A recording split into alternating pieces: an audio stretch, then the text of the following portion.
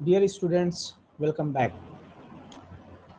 Class 11th arts and commerce का previous year question paper का ये एनालिसिस का ये दूसरा वीडियो है अलीगढ़ मुस्लिम यूनिवर्सिटी का। आप देख सकते हैं 11th आर्ट्स एंड कॉमर्स, इसका वीडियो ये पार्ट 1 है। इसके एनालिसिस में करवा रहा हूँ। इससे पहले मैंने 2021 और 22 सेशन का 3 पार्ट में वीडियो की एनालिसिस कराया है, प्रीवियस ईयर क्वेश्चन पेपर के एनालिसिस कराया है। आप तीनों वीडियो देख लें, डिस्क्रिप्शन बॉक्स में मैं उसका लिंक दे दूंगा। ये जो क्वेश्चन पेपर है 2020-21 सेशन का है और इसको ध्यान से इस एनालिसिस को देखने के बाद आपको समझ में आएगा कि किस तरीके से अलीगढ़ मुस्लिम यूनिवर्सिटी का पैटर्न रहा है क्वेश्चन पूछने का। और ये जो वीडियो है वो उन लोगों के लिए भी फ़ायदेमंद होने वाला है जो जामिया मिलिया इस्लामिया का पेपर देने वाले हैं आर्ट्स और कॉमर्स में।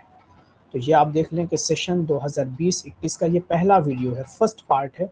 इसका सेकंड पार्ट भी इसका रिलीज़ होगा और ये यूट्यूब चैनल है, यहाँ पे आप ज्वाइन कर सकते हैं, सब्सक्राइब कर सकते हैं इस यूट्यूब चैनल को। और ये टेलीग्राम चैनल है, इसके थ्रू भी आप जुड़ सकते हैं। और ये मेरा ईमेल आईडी है, अगर कोई सजेशन वगैरह देना चाहते हैं आप तीनों जगह पे दे सकते हैं। कुछ कोई भी क्वेरी है आप पूछ सकते हैं।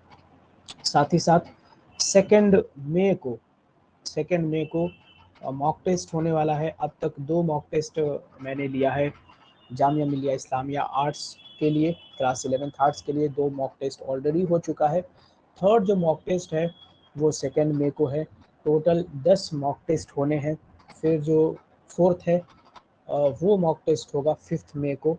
फिर 8th 10th 12th और इसी तरीके से आगे बढ़ता जाएगा। उसमें जामिया मिलिया इस्लामिया के टोटल 4 मॉक टेस्ट है, जिसमें से 2 ले लिया गया है और 2 10 और 12 मई को लिया जाएगा।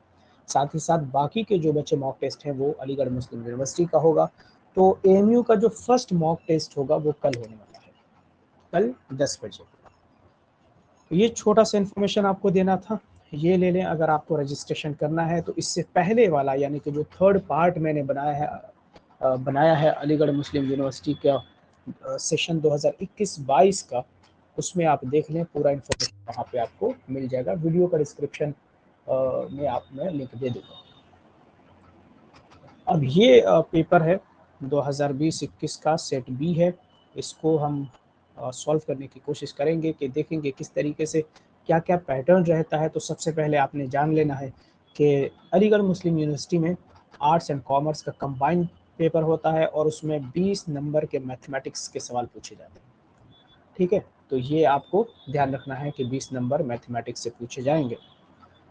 अब इसको ज़्यादा डिस्कस नहीं करूँगा मैं मैथमेटिक्स को, क्योंकि बहुत ज़्यादा वीडियो ऑलरेडी बिना मैथमेटिक्स के ही बहुत ज़्यादा लेंदी हो जाता है बिना डिस्कशन के। मैथमेटिक्स और इंग्लिश का पोर्शन नहीं भी करता हूँ तो भी, इसीलिए इस मैथमेटिक्स को मैं बहुत ज़्यादा डिस्कस नहीं करूँगा, सिर्फ आंसर बताऊँगा। ये क्वेश्चन आप आराम से देख सकते हैं, है ना। इसको देखने के बाद आप इसका जो जवाब है, इसका जो राइट आंसर है वो है ऑप्शन नंबर सी। फिर दूसरा क्वेश्चन देखें, sum of the reciprocal of Aman's age in years 3 years ago and 5 years from now is 1/3, find his present age. तो इस तरीके के क्वेश्चन पूछा जाता है एज से रिलेटेड कि आप आपकी मदर इतने साल की थी जब आप पैदा हुए थे, फिर 3 साल के बाद क्या हुआ, प्रेजेंट में आपका एज इतना है तो आपकी मदर का कितना हुआ एज। तो इस टाइप के क्वेश्चन आता रहा है अलीगढ़ मुस्लिम यूनिवर्सिटी में। इस टॉपिक को आपने कर लेना है क्लियर। फिलहाल इसका जो राइट आंसर है वो है ऑप्शन नंबर बी। थर्ड देखें कि if the sum of first 7 terms of an AP, आपको एपी बहुत अच्छा से पढ़ लेना है, अरिथमेटिक प्रोग्रेशन। और ये जो है एपी बहुत ही आसान सा टॉपिक है, थोड़ा सा आप ध्यान देंगे तो ये आप बहुत अच्छा स्कोर कर सकते हैं। तो इसका जो राइट आंसर है क्वेश्चन नंबर 3 का जो राइट आंसर है वो है option number B. In an orchard, there are 26 mango trees in the first row, 21 in the second, 19 in the third, and so on. There are 5 mango trees in the last row. How many rows are there in the orchard?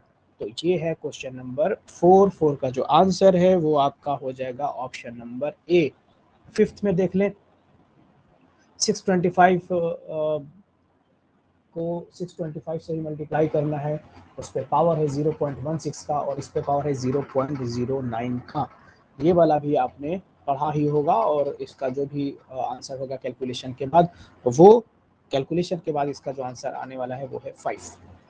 Question number 6, तो ये भी आपको polynomial का topic बहुत अच्छा से पढ़ना है, जीरोस ऑफ पॉलिनोमियल, ये बहुत अच्छा से के का वैल्यू फाइंड करने के लिए कह रहा है और ये पूछता है ना। आपको क्या करना है, बस previous year question paper, Aligarh Muslim University के प्रीवियस ईयर क्वेश्चन पेपर को ही अगर आपने बढ़िया से पढ़ लिया, उसको सॉल्व कर लिया, तो आपका इतने में ही मतलब मैथमेटिक्स का जो क्वेश्चन है 5-6 नंबर भी अगर ले आते हो तो बहुत ज़्यादा है। अगर बहुत ज़्यादा आपने टाइम नहीं दिया है तो बिल्कुल शॉर्ट टर्म में, है ना, बिल्कुल कम वक्त है आपके पास, और अगर मैथमेटिक्स को बिल्कुल भी आपको टाइम नहीं देना है तो भी अगर प्रीवियस ईयर क्वेश्चन पेपर आप सॉल्व कर लेते हो पूरा अच्छे तरीके से, तो 6 से 7 नंबर आसानी से ला सकते हो।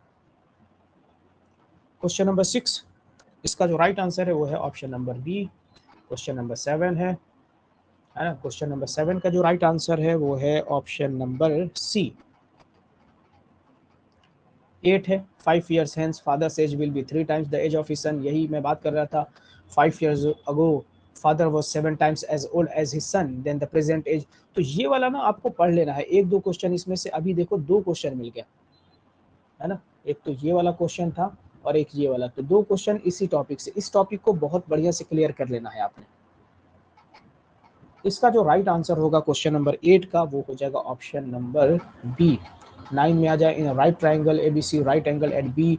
और क्वेश्चन नंबर 9 का जो ऑप्शन है वो है बी। 10, ये ट्रिग्नोमेट्री का चैप्टर है, आराम से आप कर सकते हैं आसानी के साथ, इसको भी देख ले, ये बहुत इंपॉर्टेंट है। प्रोबेबिलिटी बहुत इंपॉर्टेंट है और बहुत आसान है। मीन मोड मीडियन ये वाला बहुत आसान है, इसको आप टॉपिक को क्लियर कर ले अच्छे से। क्वेश्चन नंबर 10 का जो ऑप्शन है डी, ये आंसर सही है। 11 में आ जाए, 11 का आपने सी सही करना है। 12 में आ जाए, और 12 का जो है ऑप्शन नंबर ए सही है। 13 देखें, और 13 का आपको ऑप्शन नंबर आपको मिलेगा बी सही है। 14 में अगर बात करें, क्वेश्चन नंबर 14 का ऑप्शन नंबर डी सही है। और 15 का, क्वेश्चन नंबर 15 का ऑप्शन नंबर सी सही है, वो इधर है, नहीं है, ये 15 के बाद 16 आना चाहिए ना,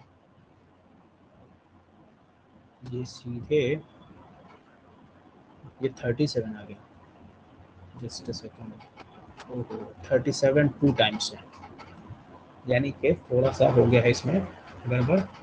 तो इस वीडियो को यहीं पे मैं रोक के इसको मैं ठीक कर दे रहा हूँ पहले। Sorry for technical error guys, वो थोड़ा सा टेक्निकल एरर हो गया था, क्वेश्चन रिपीट कर गया था, उसके लिए माजरत चाहता हूँ। तो हम यहाँ थे क्वेश्चन नंबर 15 सॉल्व कर रहे थे। क्वेश्चन नंबर 15 का जो राइट आंसर है वो है ऑप्शन नंबर सी, यानी कि 1.0 इंटू 10⁸ लीटर, ये राइट आंसर है इसका।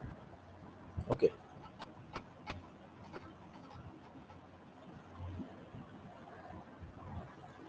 उसके बाद यहाँ आप देख सकते हैं क्वेश्चन नंबर 17। क्वेश्चन नंबर 17 क्या कह रहा है कि metallic spheres of radii 6 centimeter, 8 centimeter and 10 centimeter respectively are melted to form a single solid sphere. Find the radius of resulting sphere. इसका जो राइट आंसर होगा क्वेश्चन नंबर 16 का वो आपका हो जाएगा ऑप्शन नंबर सी 17। यही प्रोबेबिलिटी का क्वेश्चन है, इसी टाइप के क्वेश्चंस आते रहते हैं। आपको बताना है कि Ahmad tosses 2 different coins simultaneously, एक ही बार में 2 अलग अलग सिक्कों को उछालता है Ahmad. What is the probability that he gets at least one head? तो प्रोबेबिलिटी क्या है कि कम से कम एक बार हेड आ जाए। तो प्रोबेबिलिटी से बहुत आसान टॉपिक है प्रोबेबिलिटी, इसको भी आप टारगेट करके 1 नंबर आसानी से हासिल कर सकते हैं। इसका जो राइट आंसर है वो है ऑप्शन नंबर डी, है ना। 18 देखें, 18 का जो राइट आंसर है वो है ऑप्शन नंबर ए। 19 का राइट आंसर है वो भी ए है। और 20, ये देखो मीन मोड मीडियन इस वाले टॉपिक से है ना। तो जो 20 का जो राइट आंसर है वो है ऑप्शन नंबर बी। तो यहाँ तक तो मैथमेटिक्स था, मैथ्स के 20 क्वेश्चन आपने करना है कंप्लीट, और आसानी से हो जाएगा। 20 तो नहीं हो पाएगा, बट अगर बिल्कुल भी आपको दिक्कत है, बहुत ज़्यादा भी दिक्कत है, मतलब कि बहुत ज़्यादा ही दिक्कत है एक तरीके से कह लें मैथमेटिक्स में, तो भी आप कम से कम 4 से 5 क्वेश्चन सही कर सकते हैं मैथमेटिक्स के। जिन टॉपिक्स को मैंने बताया है उसको एटलीस्ट आप कर लें, बिल्कुल आसान सा है, थोड़ा सा दिमाग पे जोर दोगे तो हो जाएगा। फिर क्वेश्चन नंबर अब आते हैं 21 पे। क्वेश्चन नंबर 21 क्या कह रहा है, जस्ट सेकंड और मैं कोशिश करता हूँ थोड़ा सा और बड़ा हो जाए। ओके, ये क्वेश्चन नंबर 21। क्वेश्चन नंबर 21 क्या कह रहा है, the founder of Buddhism Gautam Buddha is also known as. हमेशा आप याद रखें कि जब भी अलीगढ़ मुस्लिम यूनिवर्सिटी का एंट्रेंस एग्जाम देना है, खास करके तब जिसमें सिलेबस में ही इंडो इस्लामिक है, तो उसमें आपको टॉपिक याद रखना है कि अलीगढ़ मुस्लिम यूनिवर्सिटी का फेवरेट टॉपिक है सूफिज्म, जैनिज्म, बुद्धिज्म, भक्ति मूवमेंट, है ना। ये इंडो इस्लामिक और बाकी इधर उधर के पोर्शन से आपको इसको एमयू बहुत टारगेट करता है, ठीक है। तो ये आपको बुद्धिज्म जैनिज्म के बारे में अच्छे से पढ़ लेना है। फाउंडर यहीं पे बता दिया गया है कि फाउंडर कौन है बुद्धिज्म के, गौतम बुद्धा। तो एक आपको नॉलेज रख लेना है कि Gautam Buddha is the founder of Buddhism. दूसरा आपसे सवाल क्या पूछ रहा है, पूछ रहा है कि गौतम बुद्धा को और किस नाम से जाना जाता है, महावीरा, ऋषभदेव, बिंबिसरा या तथागत। देखो थोड़ा सा भी अगर आपको नॉलेज है, अगर जैनिज्म और बुद्धिज्म के बारे में पढ़ा है, तो आपको ये तो पता होना चाहिए कि नहीं भाई साहब, ये जो महावीरा है वो 24th तीर्थंकर थे जैनिज्म के, है ना। और ऋषभदेव भी जैनिज्म से बिलोंग करते हैं, ठीक है, ऋषभदेव। और ये बिंबिसारा का इनसे कोई मतलब है नहीं वैसे। तो अगर मान के चलो ये दो भी अगर आपने एलिमिनेट कर दिया तो इसमें कंफ्यूजन हो सकता है, 50-50 खेल के आप रिस्क भी ले सकते हो। अगर बिल्कुल नहीं पता है तो थोड़ा सा भी अगर आपने पता होगा तो ये आप इसको भी एलिमिनेट कर देंगे और आपका राइट आंसर मिल जाएगा कि तथागत गौतम बुद्धा का दूसरा मतलब, गौतम बुद्धा को तथागत भी कहते हैं। सिद्धार्थ नाम था गौतम बुद्धा का। गौतम बुद्धा में आपको 4 चीजें ख्याल रखना है। गौतम बुद्धा की पैदाइश कहाँ हुई, आपको कमेंट बॉक्स में कमेंट करना है। गौतम बुद्धा की पैदाइश कहाँ हुआ, है ना, डेथ कहाँ हुआ, फर्स्ट सरमन उन्होंने कहाँ दिया, और एनलाइटनमेंट इन्होंने हासिल कहाँ की। साथ ही साथ 2 सेक्ट के नाम बताइए, और 4 बुद्धिस्ट काउंसिल हुई है ना, वो आप बताएं कि कौन सी बुद्धिस्ट काउंसिल कहाँ हुई है, किस ईयर में हुई है, और पैट्रॉन कौन था, है ना। ये अगर आपने याद कर लिया तो बहुत ज़्यादा बुद्धिज्म के क्वेश्चंस को आप सॉल्व कर पाएंगे, ठीक है। इसीलिए मैं थोड़ा सा ज़्यादा डिस्कस कर देता हूँ, वीडियो लेंदी हो जाती है, कि आपको इस तरीके से पढ़ लेना है। दूसरा सवाल है क्वेश्चन नंबर 22 के disease which can be prevented by vaccination is, यानी कि इसमें एक आप एक टॉपिक यहाँ से भी क्लियर कर लें कि जनरल साइंस में आपको कहीं भी मिल जाएगा, मनोहर पांडे या लूसेंट कहीं भी आप देख लेंगे कि वहाँ पे लिखा होगा कि कौन कौन सी बीमारियाँ किससे होती हैं। ये तो मैंने आपको बता ही दिया है कि टॉपिक पढ़ लेना है। कौन सा टॉपिक, एसिड वाला, सॉरी विटामिन वाला, है ना, कि किस विटामिन का क्या नाम है और उस विटामिन की कमी से होता क्या है।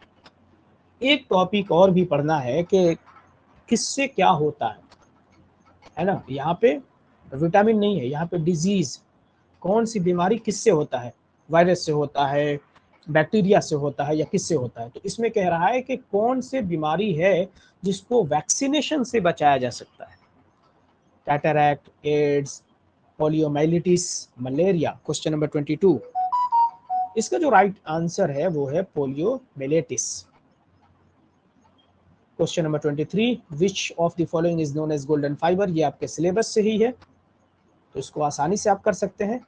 गोल्डन फाइबर किसको कहते हैं, जूट, कॉटन, यूरेनियम, ऑरेंज। और इसको आप देखेंगे, मैंने प्रीवियस ईयर क्वेश्चन पेपर का जो एनालिसिस करवाया है अलीगढ़ मुस्लिम यूनिवर्सिटी का 1 साल का 2021-22 के सेशन का, वो 3 वीडियो में है, उसको देख लें, 3 पार्ट में है। और जो 2017 से लेके 2023 तक का वीडियो का एनालिसिस मैंने करा दिया है, 2022-23 तक का जामिया मिलिया इस्लामिया का, वहां भी देखेंगे तो ये क्वेश्चन वो प्रीवियस ईयर क्वेश्चन पेपर में ही मिल जाएगा। इसीलिए मैं कह रहा हूँ कि प्रीवियस ईयर क्वेश्चन पेपर का एनालिसिस देखना बहुत ज्यादा जरूरी है आप लोगों को। तो क्वेश्चन नंबर 23 का जो राइट आंसर है वो क्या हो जाएगा, वो हो जाना है jute. Who is the founder of Paytm. अब ये देखो, ये एक अलग तरीके का सवाल है, यानी कि अब इस पेपर सेटर को भी पता है कि भाई आप नेट पे सर्फिंग बहुत करते हैं, इंटरनेट पे बहुत ज़्यादा वक्त गुजारते हैं और ऑनलाइन बैंकिंग भी कर रहे हैं, तो इतना अगर आप पेटीएम सेटीएम का इस्तेमाल कर रहे हैं तो उसका एटलीस्ट इतना तो पता रखना ही चाहिए कि भाई ये पेटीएम का फाउंडर कौन है। इसमें पूछा गया है पेटीएम का फाउंडर कौन है, विजय शेखर शर्मा, सत्य नडेला, राहुल जोशी या एसपी त्यागी। क्वेश्चन नंबर 24, इसका जो राइट आंसर है वो है विजय शेखर शर्मा। तो इसको आपको याद रखना है। अब आपने क्या करना है, फोन पे का भी फाउंडर पता कर लेना है, ठीक है। फोन पे देख लेना, कमेंट बॉक्स में बता देना फोन पे का फाउंडर कौन है। एक कदम आगे बढ़ना है आपने, है ना, एक कदम आगे रहो। Question number 25, CFC and HFC gases are also known as. CFC का पहले तो फुल फॉर्म बताओ, ठीक है। तो ये दोनों जो गैसेज हैं उनको और भी किस नाम से जाना जाता है, white house gases, black house gases, green house gases या पिंक हाउस गैसेज। ये तो मतलब अंधा भी इंसान बता देगा, क्योंकि उसे देखना नहीं है ना, सुनना है। और जैसे ही CFC का नाम आएगा उसको आंसर मिल गया, है ना। इसको ग्रीन हाउस गैसेस कहते हैं। भले ही आपने HFC नहीं सुना है बट CFC सुना होगा, ये ग्रीन हाउस गैसेस। आपको ग्रीन हाउस, देखो ग्रीन हाउस ग्लोबल वार्मिंग अच्छे से याद रखना है कि क्यों होता है, किसके वजह से होता है, मेन कॉन्स्टिट्यूएंट एलिमेंट क्या है उसमें, है ना, वो याद रखना ग्रीन हाउस और ग्लोबल वार्मिंग में। क्वेश्चन नंबर 26 में आ जाओ। बहुत ज़्यादा डिटेल में मैं बता दे रहा हूँ इसीलिए वीडियो लेंदी भी हो जाता है, उसको आपने ध्यान रखना है। और तुरंत जैसे ही मैं बताऊं वहीं तुरंत जाओ, मनोहर पांडे ओपन करो, वहां भी लिखा हुआ है, या फिर जहां भी आपको सोर्स मिले वहां से इसको कंप्लीट कर लो। Salt Satyagraha was associated with, जो सॉल्ट सत्याग्रह है, नमक तोड़ो कानून जो आंदोलन था वो क्या था, है ना, किससे रिलेटेड है, बरदोली, चंपारण, काकोरी या डांडी। तो क्वेश्चन नंबर 26 का जो राइट आंसर होगा वो आपको पता है कि डांडी मार्च, है ना। और बताइए बरदोली मूवमेंट किससे रिलेटेड है, चंपारण कब हुआ और किससे रिलेटेड है, काकोरी कब हुआ और किससे रिलेटेड है। Question number 27, CSIR stands for, ये CSIR का फुल फॉर्म आपसे पूछ रहा है। CSIR, अब देखो CSIR हर जगह दिखेगा। अब ये आपको पता है तो भाई साहब पता है, नहीं पता है तो नहीं पता है। इसका राइट आंसर ही जान ले कि ऑप्शन नंबर सी है कि council of scientific and industrial research, ये इसका राइट आंसर है। देखो इसमें भी काउंसिल ऑफ साइंटिफिक, यहाँ साइंटिफिक है, यहाँ भी साइंटिफिक है, यहाँ भी साइंटिफिक है। ये तीनों ऑप्शन इतना ज़्यादा कंफ्यूजिंग है कि आपको बिल्कुल एग्जैक्ट आंसर नहीं पता होगा तो आप क्या करोगे, जल्दबाजी में गलत करने वाले हैं।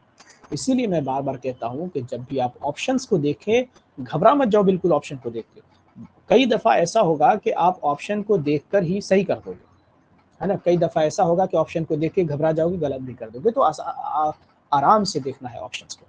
Question number 28, which of the following wind system is not a part of westerlies.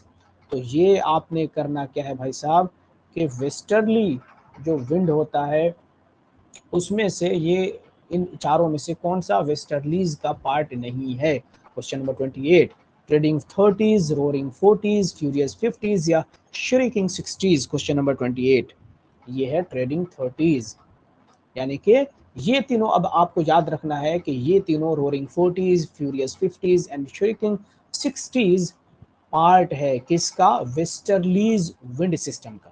ये पार्ट है, ये नहीं है। तो ये भी याद रखना है कि ये तीनों पार्ट है।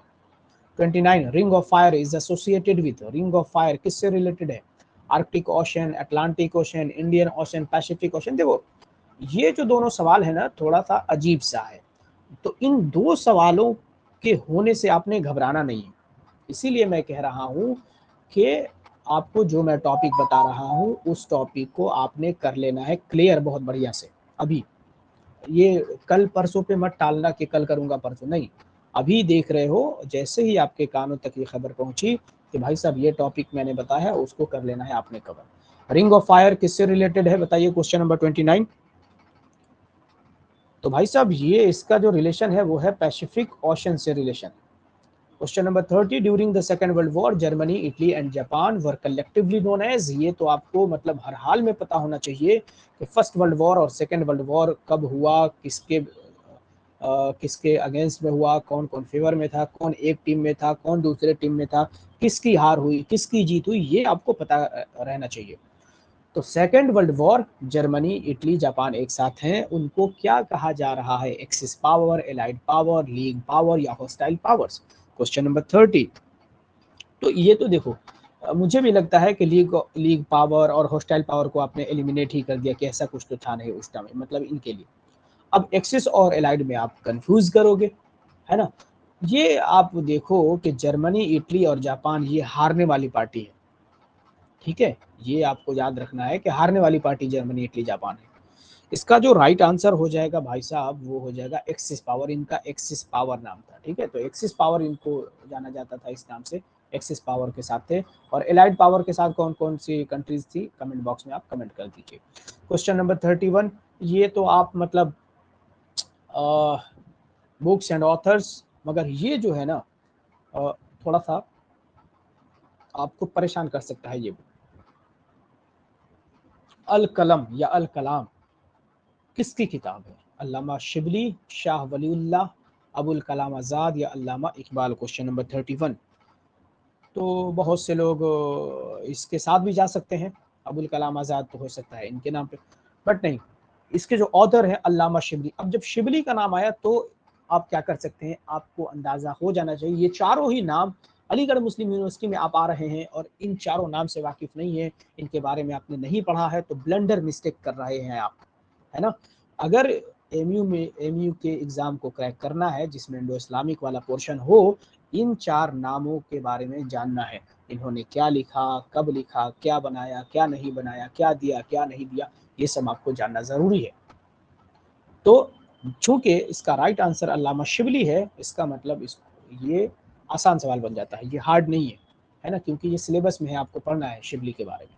क्वेश्चन नंबर 32, जबूर वाज रिवील्ड ऑन प्रॉफिट। अब ये सब इंडो इस्लामिक के ही क्वेश्चंस आ रहे हैं यहाँ से 31 से। जबूर किस प्रॉफिट के ऊपर नाजिल हुआ था? हज़रत मूसा, हज़रत दाऊद, हज़रत नूह या हज़रत ईसा? ये तो बिल्कुल आपको आसान सा सवाल दे दिया गया है। तो ये हज़रत दाऊद के ऊपर ज़बूर, है ना।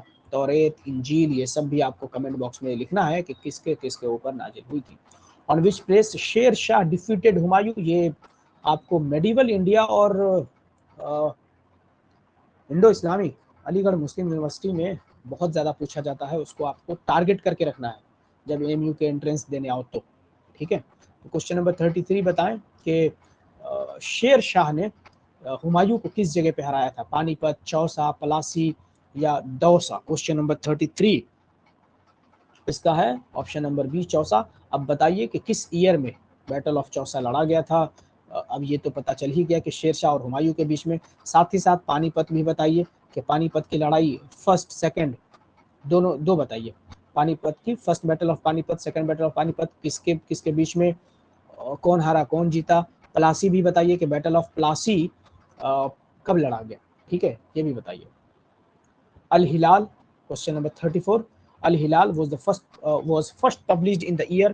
ये बताइए अल हिलाल किसका वर्क है, ये बताइए सबसे पहले कमेंट बॉक्स में। और ये आपने बताना है, इसमें कैसे बताओगे, गूगल मत करो, इंडो इस्लामिक वाला पोर्शन उठाओ और उसको पढ़ डालो पूरा, ठीक है, वहां से आपको पूरा आंसर मिल जाएगा। Al Hilal was first published in the year? Al Hilal सबसे पहले तो आपको बताना है कि किसका ये वर्क है और सबसे पहले कब पब्लिश हुआ था, किस ईयर में पब्लिश हुआ था अल हिलाल? 1918, 1931, 1920, 1912? Question number 34। तो ये हुआ था 1912 में। साथ ही साथ आपको ये भी याद रखना है, जब भी इनके बारे में पढ़ें, अल्लामा इकबाल, अबुल कलाम आज़ाद, अल्लामा शिबली या शाह वलीउल्लाह, इनके डेट ऑफ बर्थ और जब इनकी डेथ हुई है वो भी याद रखना है किस ईयर में, है ना। पूरा मतलब इंफॉर्मेशन रखना है आपको इनके बारे में। Question number 35, the compilation of हदीस बाय इमाम अहमद बिन हम्बल इज नोन एज? जो इमाम अहमद बिन हम्बल ने हदीस की कंपाइलेशन की है उसको किस नाम से जानते हैं? अल मुस्तदियक, अल जमी, अल मुवत्ता या अल मसनद? क्वेश्चन नंबर 35 इसका जो राइट आंसर है वो है अल मसनद। क्वेश्चन नंबर 36, द तफसीर of Mufti Mohammad Shafi is entitled as? जो तफसीर लिखा है मुफ्ती मोहम्मद शाफी ने उसको किस नाम से जानते हैं, क्या टाइटल है उसका? तफसीरुल कबीर, मारिफुल कुरान, तर्जुमुल कुरान या तफसीरुल कुरान अल अजीम? क्वेश्चन नंबर 36 इसका जो राइट आंसर है वो मारिफुल कुरान है। अब 36 के बाद यहाँ पे क्वेश्चन नंबर 37 पे आते हैं और 37 कह रहा है कि on whose advice the prophet got the ditch dug in the battle of खंदक।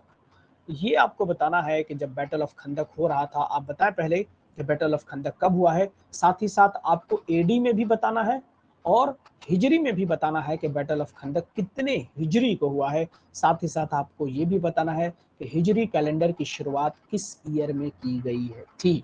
हाँ, ये जो सवाल पूछा जा रहा है कि नबी करीम सल्लल्लाहु अलैहि वसल्लम को किसने एडवाइस दिया था, है ना, कि भाई साहब ये whose advice the prophet got duly children। हाँ ठीक है, ठीक है, नबी करीम सल्लल्लाहु अलैहि वसल्लम को किसने एडवाइस दिया था कि भाई साहब ये खंदक बना दो, गड्ढा कर दो, है ना।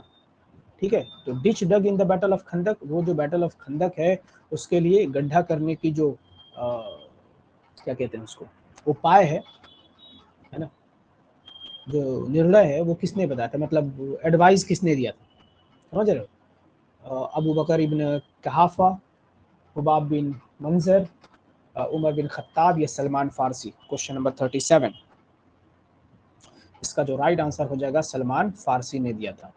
38 में आ जाए कि द ऑथर ऑफ तारीख सरकशी बिजनौर, ये किसकी बुक है।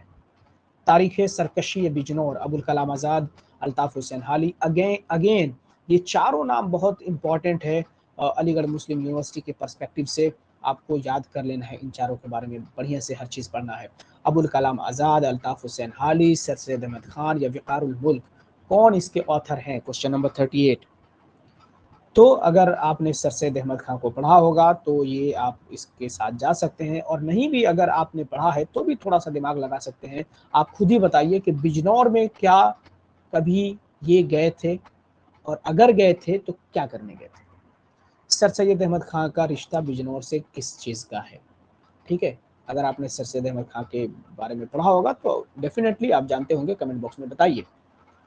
Question number 39, Taj Mahal reflects the style of, अब ताजमहल को किस स्टाइल में बनाया गया है ना, इंडियन आर्किटेक्चर, ईरानियन, अरबिक या स्पेनिश आर्किटेक्चर। क्वेश्चन नंबर 39 ये है ईरानियन आर्किटेक्चर। 40 में आ जाए कि इमाम बुखारी वाज बोर्न, तो इमाम बुखारी की पैदाइश कब हुई थी। 194, 195, 196, 197, ये सब हिजरी में है, बताएं। क्वेश्चन नंबर 40, इसका जो राइट आंसर है वो है 194। इंडो इस्लामिक की जब भी बात करें आप, तो आपने इसी तरीके से पढ़ना है। ये 10 क्वेश्चन था इंडो इस्लामिक का, और आपको जब भी याद रखें तो हिजरी का रेफरेंस जरूर याद रखें, कुछ मत याद रखो, सिर्फ 622 को याद रखो कि 622 वो साल है जब हिजरी कैलेंडर की शुरुआत होती है, बस वहीं से रेफरेंस मान के, मान लो कोई काम हुआ है 628 में, तो भैया ये 622 पहली हिजरी हो गई, मतलब 623 पहली हिजरी होगी। ठीक है, यहाँ 22 से शुरू हुआ, एक साल कंप्लीट होगा 23 में, तो यहाँ तक देख लो कितना साल हुआ, वो उतना हिजरी हो जाएगा। ठीक है, ये सबसे आसान तरीका है, रेफरेंस पॉइंट आपने 622 मांगना है। Question number 41, when did Motilal Nehru and 8 other Congress leaders draft constitution for India. ये कुछ नहीं पूछ रहा, अगर थोड़ा भी आपने मालूम है तो आप इसका जवाब दोगे कि मोतीलाल नेहरू ने नेहरू रिपोर्ट क्या किया था, लाया था, है ना। जो नेहरू रिपोर्ट है वो मोतीलाल नेहरू की है, वही बस सवाल ही है। वो पूछ रहा है कि नेहरू रिपोर्ट किसकी है, कब आई थी, बस यही पूछ रहा है। तो जैसे ही नेहरू रिपोर्ट का जिक्र होगा आपको आंसर मिल गया होगा कि 1928 ही इसका आंसर है। इससे कुछ नहीं पूछ रहा है, आपसे कुछ भी नहीं पूछ रहा है, बस ये यही पूछ रहा है कि आपको पता है या नहीं पता है कि नेहरू रिपोर्ट किसकी है और कब की है। मोतीलाल नेहरू की है, जवाहरलाल नेहरू के अब्बा हैं ये। Question number 42, who said the spirit of democracy is not a mechanical thing to be adjusted by abolition of forms, it requires change of heart। किसने कहा है इस तरीके से कि भाई डेमोक्रेसी का मतलब ये नहीं है कि आपने एडजस्ट करना है, आपने एडजस्टमेंट करना है, ये दिलों के बदलने का नाम डेमोक्रेसी है। किसने कहा था, नेहरू, लोहिया, गांधी, मार्क्स, कौन कह सकता है। थोड़ा सा अगर आप दिमाग लगाएं तो भी उसके करीब आप पहुंच सकते हैं। क्वेश्चन नंबर 42 का जो राइट आंसर है वो है Gandhi. Question number 43, right to privacy as a fundamental right is implied in, तो right to privacy fundamental right हो गया है, आप बताएं कि ये किस आर्टिकल में आएगा, है ना, और किस जजमेंट के थ्रू। चलो जजमेंट मैं बता ही देता हूँ, पुट्टा स्वामी जजमेंट 2018 का, उसके तहत राइट टू प्राइवेसी को फंडामेंटल राइट में जगह दिया गया। और ये फंडामेंटल राइट किस आर्टिकल में होना चाहिए? Right to freedom, right to life and personal liberty, right to equality या राइट अगेंस्ट एक्सप्लॉयटेशन। क्या होगा क्वेश्चन नंबर 43 का सही जवाब? इसका जो सही जवाब हो जाएगा बच्चे वही होगा right to life and personal liberty, article 21। इस आर्टिकल 21 में बहुत से राइट है ना, वो मैं शेयर कर दूंगा आप लोगों को टेलीग्राम चैनल पे कि कौन कौन से राइट हैं, बस थोड़ा सा देख लेना उसमें। Question number 44, the principle that the authority of a state and its government are created by the consent of its people is called, इसको क्या कहते हैं? कि अथॉरिटी ऑफ अ स्टेट और उसके गवर्नमेंट है ना, वो कैसे बनता है? उनके लोगों के कंसेंट से बनता है। उसको क्या कहते हैं?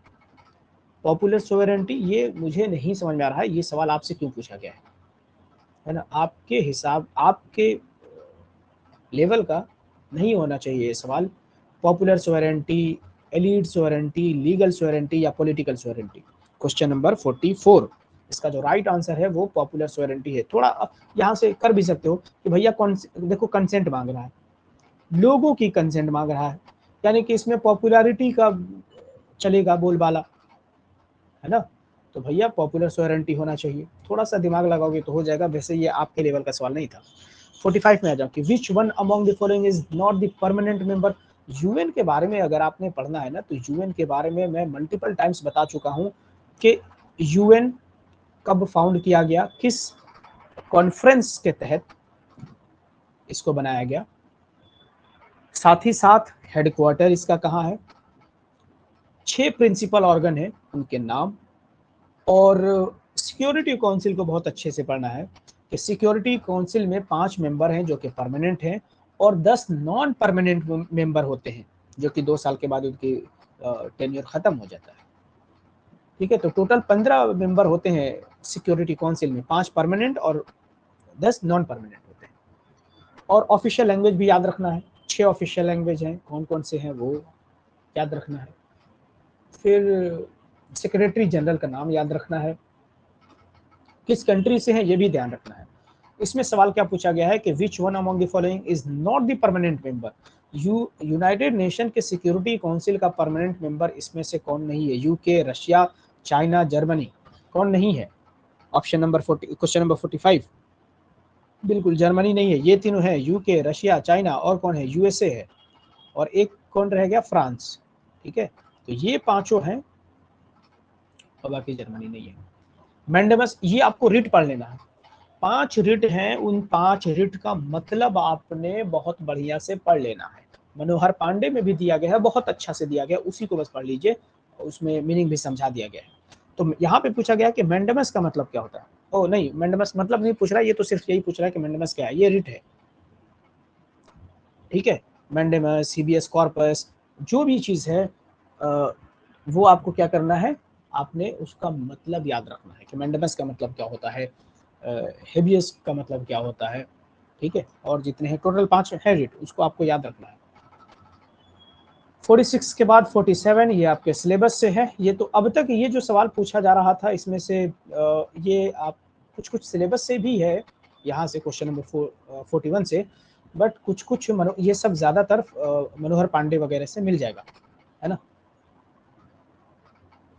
ये अब सिलेबस से आपके पूछे जा रहा है कि Sinhala is the official language of which country? Myanmar, Bhutan, Taiwan, Sri Lanka. आपने अगर सिलेबस पढ़ा है, श्रीलंका सही जवाब कर आएंगे। इन 2004 पॉपुलर स्ट्रगल इन बोलिविया, ये भी आपके सिलेबस से है कि बोलिविया में 2004 में पॉपुलर स्ट्रगल शुरुआत किया गया था। किसके अगेंस्ट में इसकी शुरुआत की गई थी? Privatisation of education, privatisation of bank, privatisation of water supply या प्राइवेटाइजेशन ऑफ इलेक्ट्रिसिटी। तो ध्यान से देखना, जल्दबाजी में आपने प्राइवेटाइजेशन देख के पहले ही पे टिक नहीं लगा देना है, पढ़ो प्राइवेटाइजेशन, चारों में ऑप्शन है। इसका जो राइट आंसर हो जाएगा कि प्राइवेटाइजेशन ऑफ वाटर सप्लाई के लिए लड़ाई हो रहा था वहां पे, क्वेश्चन नंबर 48। ठीक है, 49 में आ जाए कि right to legal equality is provided by which article of the Indian constitution. ये कह रहा है आर्टिकल पूछ रहा है, सबसे पहले ये आपको याद रखना है कि डीपीएसपी का पार्ट है, यानी कि no no no no no no, what is this, legal equality? Okay, नहीं नहीं ठीक है, लीगल इक्वालिटी की बात कर रहे हैं, सही है। देखो जैसे मैं कंफ्यूज हो रहा हूँ वैसे आप भी कंफ्यूज हो सकते हैं, है ना। इसमें क्या करना है, राइट टू लीगल इक्वालिटी, ठीक है। तो भैया ये इसका क्या हो जाएगा, आर्टिकल 20, आर्टिकल 14, आर्टिकल 24 या आर्टिकल 18। क्वेश्चन नंबर 49, इक्वालिटी की बात हो रही है ना। तो इक्वालिटी कहाँ मिलता है, 14 में ही मिलता है भाई, ठीक है। 20 में कहाँ से इक्वालिटी है, 24 में कहाँ से है, 18 में कहाँ से है, ये बताओ कि 18 क्या है, 20 क्या है, 24 क्या है। Question number 50, how many seats are reserve for women in panchayati raj. ये तो आपसे पूछा ही जाता है, कई जगह पूछा जाएगा। पंचायती राज इंस्टीट्यूशन में वीमेंस के लिए कितना सीट रिजर्व रहता है, 1/3, 1/5, 1/4, 1/6। आपको पता है 1/3 रहता है। आपको बताना है कि पंचायती राज इंस्टीट्यूशन की शुरुआत कब हुई, पहला स्टेट कौन सा है उसको लागू करने वाला और दूसरा state. 51, what does EPIC stand for, epic. ये वोटर आईडी अगर आपके पास होगा, है ना, तो वो आपको पता होगा कि इसका क्या फुल फॉर्म है। Election photo identity commission, elementary photo identity card, election photo identity card या election photo individual card. Question number 51, इसका जो राइट आंसर हो गया इलेक्शन फोटो आइडेंटिटी कार्ड, इसका फुल फॉर्म है। देखो आपको फुल फॉर्म क्या याद रखना है, ईवीएम का फुल फॉर्म याद रखना है, ठीक है। वीवीपैट का फुल फॉर्म याद रखो, वीवीपैट। और ये EPIC, ये फिलहाल तो अभी इन तीनों का याद रखो, EVM, VVPAT, EPIC। Question number 52, president of India submits his resignation. ये मैं बार बार कहता हूं कि ये रेजिग्नेशन और ओथ आपको याद रखना है कि कौन किसको रिजाइन करेगा, कौन किससे ओथ लेगा। किसको ये रिजाइन करेगा भाई साहब, prime minister, vice president, speaker of Lok Sabha या chief justice of India. Question number 52, ये देखो प्राइम मिनिस्टर से कोई मतलब ही नहीं है इनका, है ना। स्पीकर ऑफ लोकसभा को क्यों करेगा भाई, ये तो किसी भी हाउस का मेंबर नहीं है ना, तो इसको भी नहीं करेगा। हाँ, चीफ जस्टिस ऑफ इंडिया से ओथ जरूर लेता है प्रेसिडेंट, बट रिजाइन नहीं करेगा। इनके सबॉर्डिनेट कौन है ये देखिए, कि प्रेसिडेंट के अंडर में, मतलब प्रेसिडेंट के नीचे कौन होता है, वाइस प्रेसिडेंट। जाहिर सी बात है भाई, जब भी प्रेसिडेंट नहीं रहते हैं तो वाइस प्रेसिडेंट भाई प्रेसिडेंट का रोल निभा रहा होता है। तो जब रिजाइन करना होगा तो वो उसी को देकर जाएगा, प्रेसिडेंट वाइस प्रेसिडेंट को देकर जाएगा। यहाँ पे कंफ्यूजन होता है थोड़ा सा, बट आपको घबराना नहीं है। When was universal adult franchise granted in India? Hindustan में कब ये लागू हुआ, यूनिवर्सल अडल्ट फ्रेंचाइज सबसे पहले कहाँ हुआ ये बताइए, फ्रांस में कब हुआ ये बताइए, और इंडिया में कब हुआ ये बताइए। 1947, 49, 50 या 52। क्वेश्चन नंबर 53 है ये। हाँ भाई, एक ही बार में हो गया था, जब 26 जनवरी 1950 को हमारा कॉन्स्टिट्यूशन लागू हुआ, उसी दिन किसी भी तरीके का भेदभाव नहीं किया गया, यूनिवर्सल अडल्ट फ्रेंचाइज। बाकी कंट्रीज में देखोगे कि पहले अमीर लोगों को, पहले मेल को, पहले इतने साल वालों को, जिनके पास प्रॉपर्टी है उनको, बाद में धीरे धीरे करके वीमेंस को राइट टू वोट दिया गया, है ना। तो यूनिवर्सल अडल्ट फ्रेंचाइज वो बना। कहीं कहीं पे देखोगे कि गोरों को राइट टू वोट था, कालों को नहीं था। तो हिंदुस्तान में ऐसा कुछ नहीं हुआ, ये यूनिवर्सल अडल्ट फ्रेंचाइज ही था स्टार्टिंग से ही, तो 1950 में ही। What is the name of Chinese legislature, ये आपको मैं बार बार कहता रहता हूँ कि आपने पार्लियामेंट का नाम याद रखना है। तो चाइना के पार्लियामेंट का नाम पूछा गया है, National People's Congress, Diet, Senate, House of Common. ये बताओ क्वेश्चन नंबर 54 का सही जवाब क्या होना चाहिए। बिल्कुल सही है कि नेशनल पीपल्स कांग्रेस ये चाइना के लेजिस्लेचर का नाम है, पार्लियामेंट का नाम है। डाइट किसका है वो बताइए, सीनेट किसका है भाई, कौन सा हाउस है, और हाउस ऑफ कॉमन्स किसका है ये भी बताइए। Question number 55, which political alliance is led by BJP. BJP यानी भारतीय जनता पार्टी किस पॉलिटिकल अलायंस को लीड करती है, यानी कि गठबंधन बीजेपी के साथ किस पॉलिटिकल कौन सा गठबंधन है, United progressive alliance, UPA, left front या एनडीए, नेशनल डेमोक्रेटिक अलायंस या सेक्युलर फ्रंट। आपको पता है यूपीए कांग्रेस की है ना, कांग्रेस इसमें लीड करती है, और एनडीए है बीजेपी की, भारतीय जनता पार्टी की। Question number 56, investment in human capital can be made through. Human capital में इन्वेस्टमेंट कैसे हो सकता है, एजुकेशन के थ्रू, ट्रेनिंग के थ्रू या मेडिकल के थ्रू। क्या सही जवाब होगा, या चारों, मतलब ये तीनों सही ऑप्शन है। क्या होगा क्वेश्चन नंबर 56 का सही जवाब क्या होगा? तो बिल्कुल ऑल ऑफ दीज। कभी कभी आपने सुना होगा ना, मतलब मजाक मजाक में ही सही, कुछ लोग कह देते हैं कि मैं अपने बच्चों में इन्वेस्ट कर रहा हूँ पैसे, मतलब मैं उसको पढ़ा रहा हूँ, इन्वेस्ट कर रहा हूँ और वो मुझे बहुत ज़्यादा पैसे ला कर देगा। तो पढ़ाने का मतलब सिर्फ पढ़ाई थोड़ी ही होता है, उनको पढ़ाना, मेडिकल फैसिलिटी भी तो प्रोवाइड करना। अगर आपने उनको पढ़ा दिया और बीमार ही पड़ गए, क्या फ़ायदा, है ना?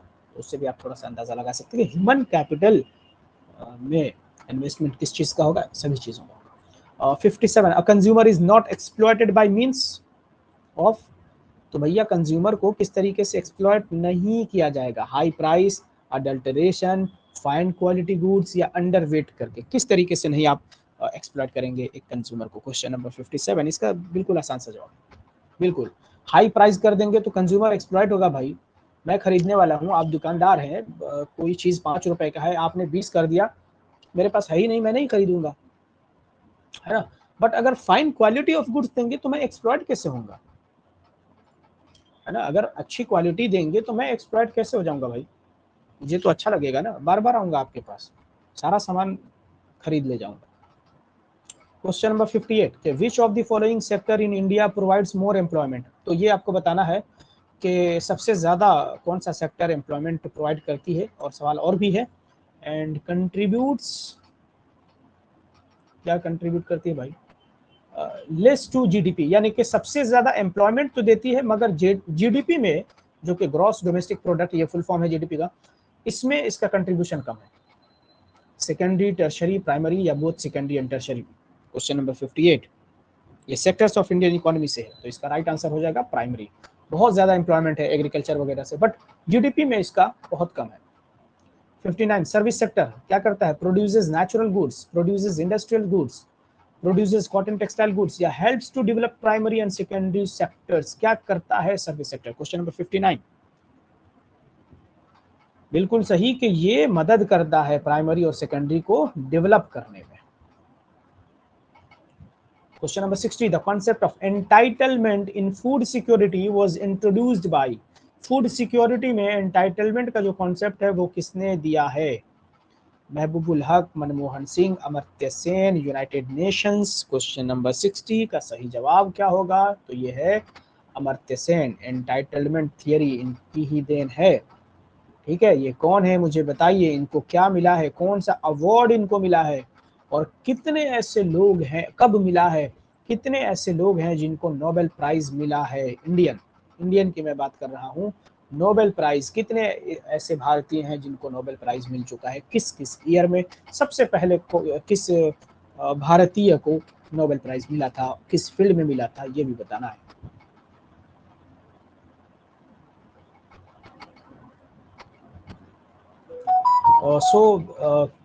इसको यहीं पे रहने देते हैं, है ना? वीडियो अच्छा खासा लेंथी हो ही गया है, इसको यहीं पे रहने देते हैं। क्वेश्चन नंबर 60 सेकंड पार्ट में क्वेश्चन नंबर 61 से 100 तक कवर किया जाएगा।